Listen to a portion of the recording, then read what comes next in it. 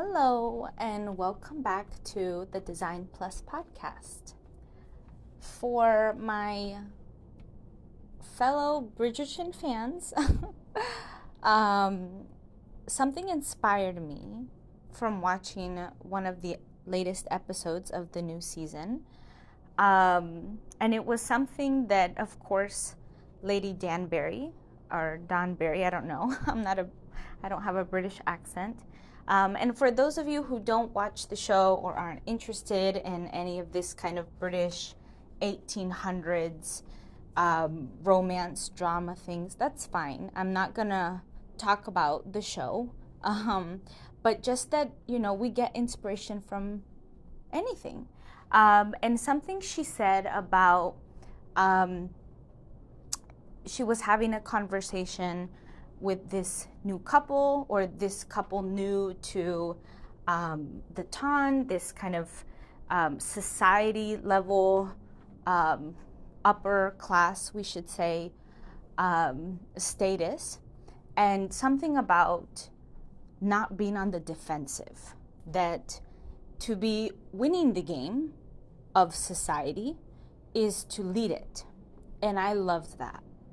I loved that because that's exactly what the intention is when we are quitting jobs, when we're switching jobs, when we are doing things in a maybe alternative or not the norm manner.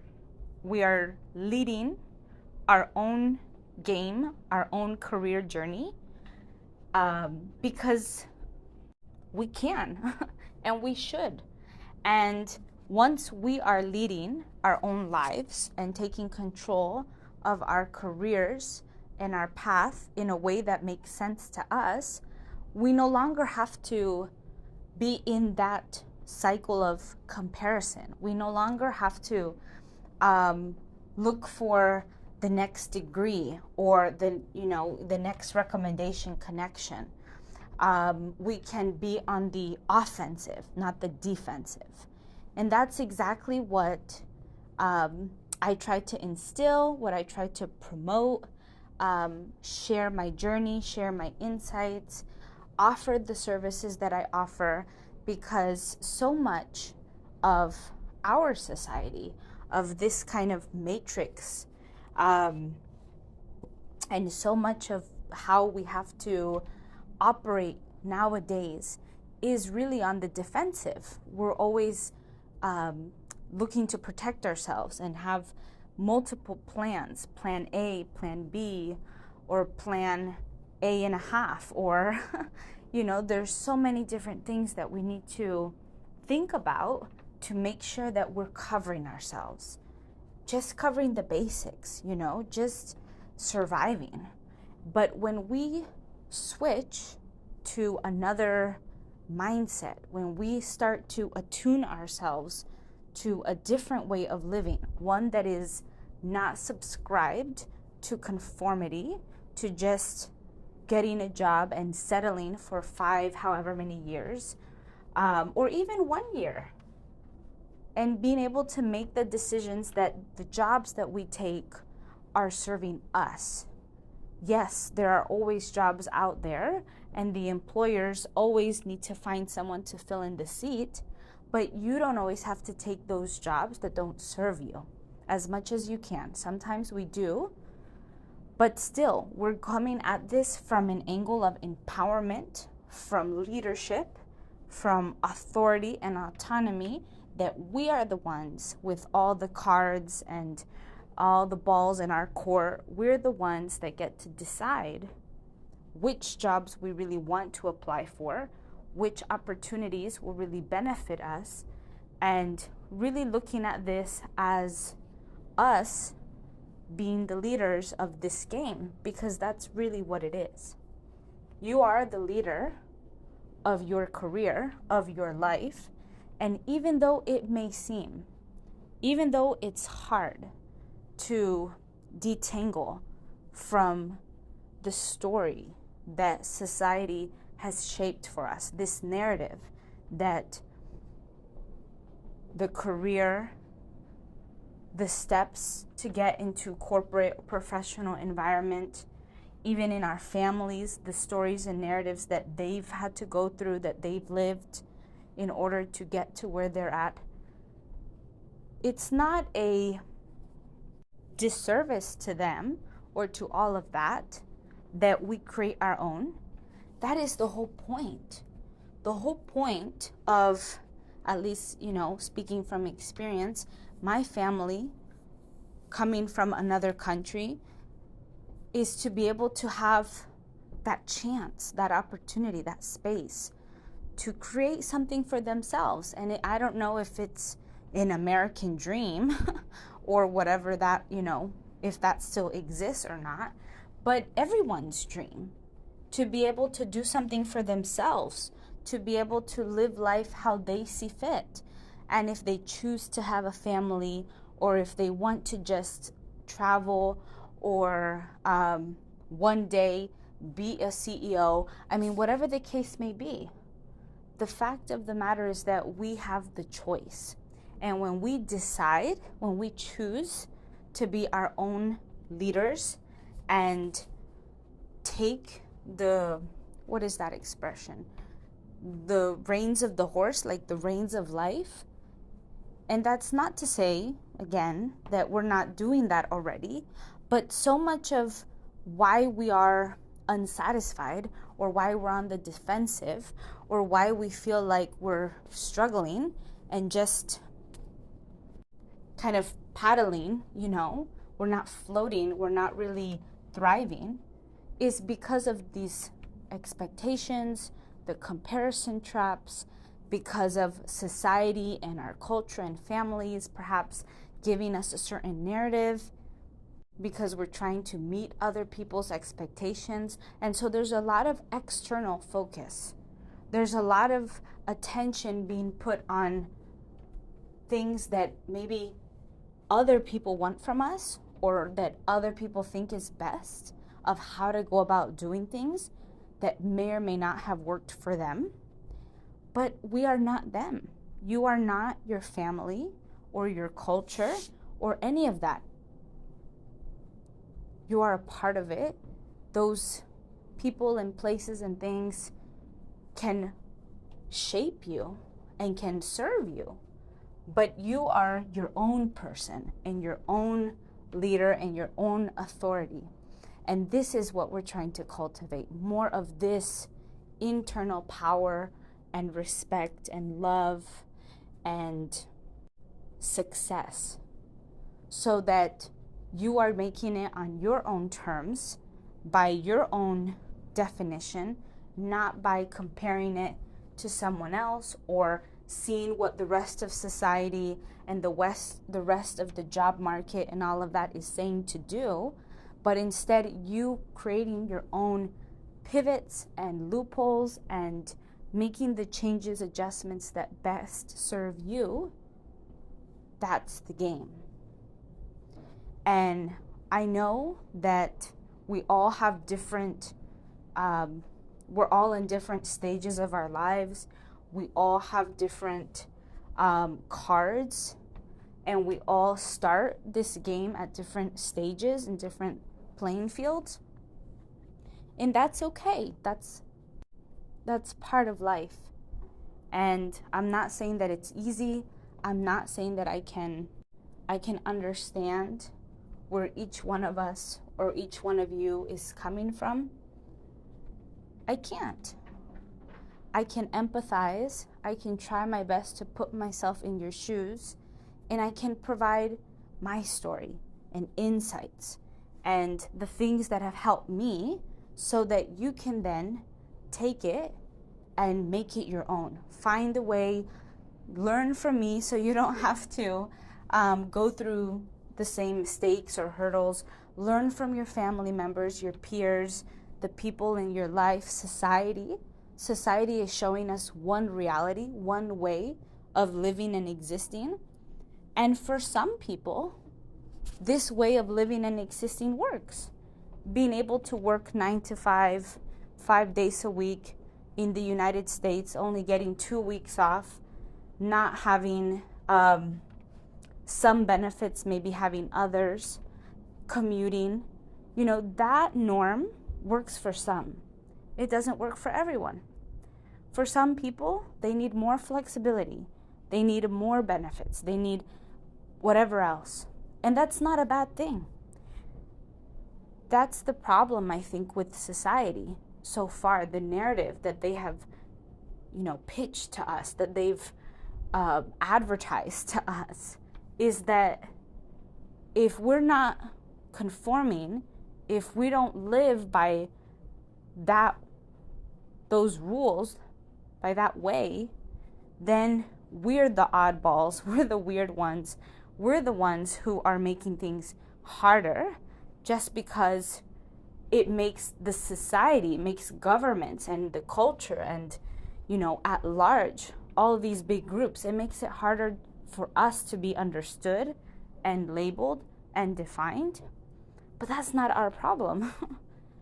Our problem, the thing that we're trying to grapple with, is understanding ourselves, is understanding how we want to know and nourish and love and honor ourselves in our careers, in our relationships, in general, our lifestyles. And it's not up to us to also dictate that to other people, because as we each know that we're different, we also know that everyone else has a way of being that's different and wants to be able to work either from home, or some people do want to be, like I said, the C-level suite, be a chief operating officer, or they want to be maybe a freelancer and have a variety of clients, and then be able to kind of go off grid, and not work for 4 or 5 months. But then society will come in and say, well, but how do we know that they can buy a house because they're not making quote unquote stable income? So society is interested in itself, in its own fruition, in its own sustainability. So why aren't we focusing on ourselves? Why aren't we prioritizing ourselves and being self-centered, being selfish, being grounded in ourselves? And like I said in the beginning about the Bridgerton show, how Lady Danbury says, if we're not leading the game, then we are constantly on the defensive. And unfortunately, that's what happens when we're not being intentional, when we're not being aware, when we're constantly looking for other people's advice, or looking for our family, our friends to get their opinions. And like I said, it's not a bad thing to hear from others, to get different perspectives. But the first place to start is always with yourself. If you are already confused, and if you're already kind of in doubt or unsure, feeling a bit insecure, that's okay. My recommendation, and you can take it or leave it, is to not ask someone else. Don't come to me as a coach, and then I will tell you my opinion, and I will offer you my services and my support, and then you just follow what I do. No. Respectfully, I wouldn't want you to work with me with that mindset. I wouldn't want you to work with anyone, even if that is a family member, a friend, a colleague, a mentor, with that mentality. Because no one can give you what you already have. No one can give you what you already have, what you already know, your truth.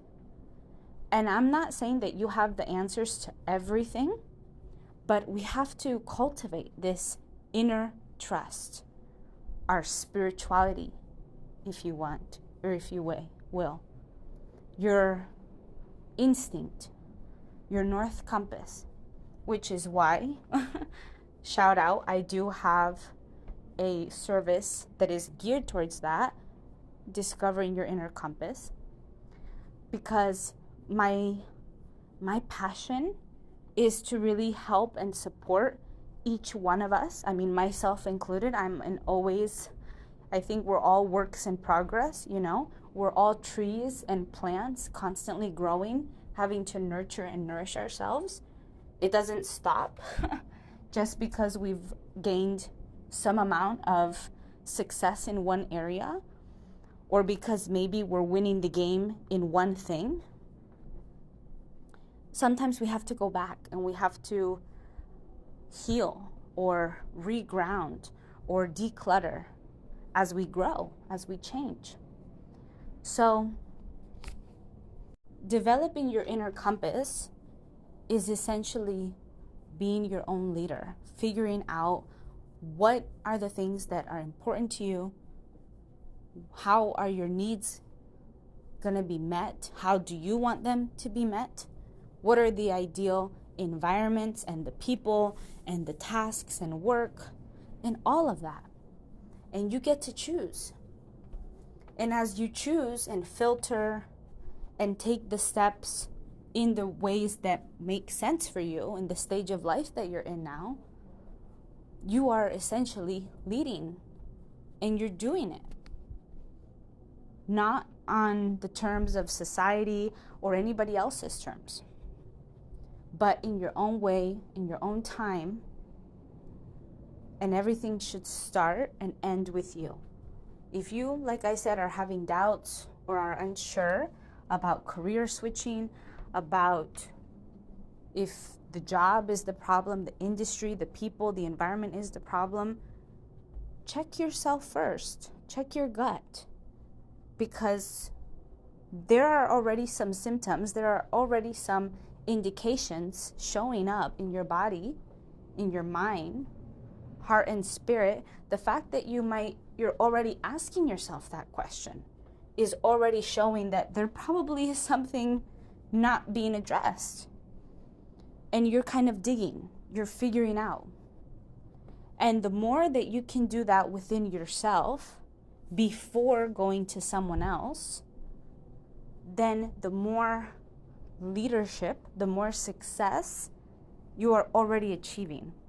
Because by the time you have kind of endeavored and figured out for yourself, then it becomes easier. Okay, so then you figure out that it's the industry. Like for me, when I started out in my career path, I wasn't sure if technical writing, proposal writing was for me. So I stuck it out. I tried a few different ones, and some of the people were nice. The environment was okay. But after I think the third job, I realized that I just did not like the technical aspect of it. I'm not very left-brained.